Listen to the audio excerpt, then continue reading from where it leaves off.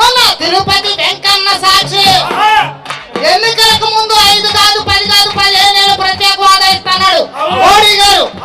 Tirupati